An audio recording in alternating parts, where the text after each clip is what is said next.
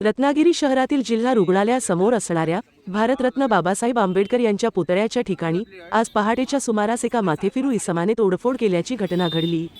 मिळालेल्या माहितीनुसार हा इसम आज पहाटे 3:30च्या सुमारास जिल्हा रुग्णालयात आला होता।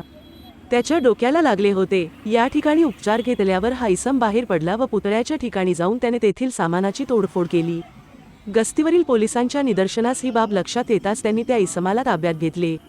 या घटनेचे वृत्त सगळीकडे पसरताच या ठिकाणी मोठ्या संख्येने आंबेडकर अनुयायी गोळा झाले व त्यांनी या घटनेबाबत संताप व्यक्त केला।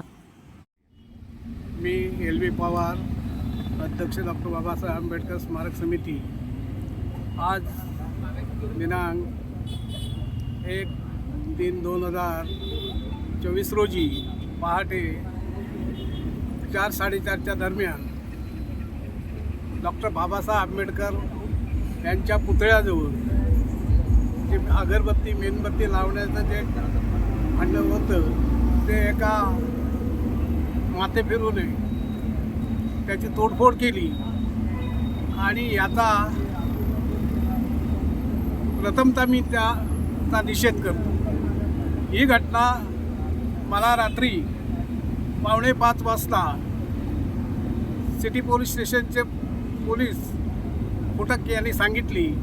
त्यावेळेला मी आपले या रत्नागिरीचे सामाजिक कार्यकर्ते समीर जाधव यांना फोन केला आणि त्यांना सांगितलं तिथं जा आणि तिथं काय वस्तुस्थिती आहे ती पाहून या। ते त्या ठिकाणी गेले, वस्तुस्थिती पाहिली, वस्तुस्थिती खरी होती। त्यांनी मलाही फोन केला, मी म्हटलं येतो। त्यानंतर आम्ही एकत्र सगळे जमलो आणि DSP मॅडमला भेटायला गेलो। DSP मॅडमला त्यांच्याशी चर्चा झाली।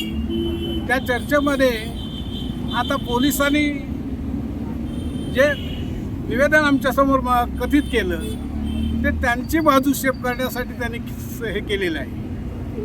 कारण वस्तुस्थिती काय आहे, त्या माणसानं घटना कधी केली, ती घटना कुणी पाहिली, त्या घटनेचा पंचनामा झाला काय, त्याच्यावर गुन्हा दाखल करण्यात आला काय, या सगळ्या गोष्टी ज्या आहेत त्याची पूर्तता पोलीस स्टेशनने केली काय, याची विचारणा आम्ही शिष्टमंडळाद्वारे केलेली, परंतु त्याचं सकारात्मक उत्तर मिळालं नाही। शेवटी कसं आहे, प्रशासन आपली बाजू सांभाळण्याचा प्रयत्न करतं असं होतं। पण मला एक सांगायचं आहे, या वर्षामध्ये अशी ही तिसरी घटना आहे।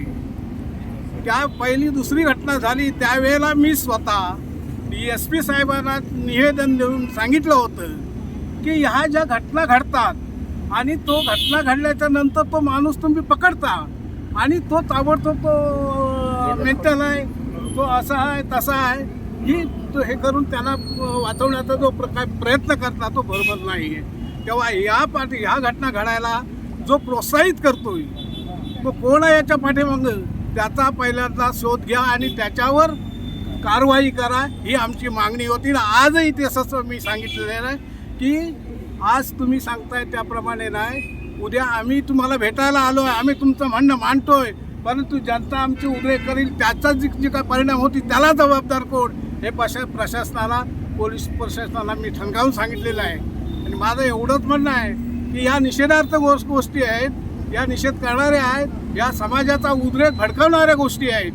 तेव्हा कुणीही असं समजू नये की आंबेडकरी जनता वेगवेगळी याच्यामध्ये विखुरलेली आहे, असं जर कोणी समजत असेल तर चुकीचं आहे। की अशा घटना ज्यावेळी घडतील त्यावेळेला बाबासाहेब आंबेडकरांची जनता रस्त्यावर उतरून त्याचा नायनाट केल्याशिवाय राहणार नाही, ही वस्तुस्थिती आहे।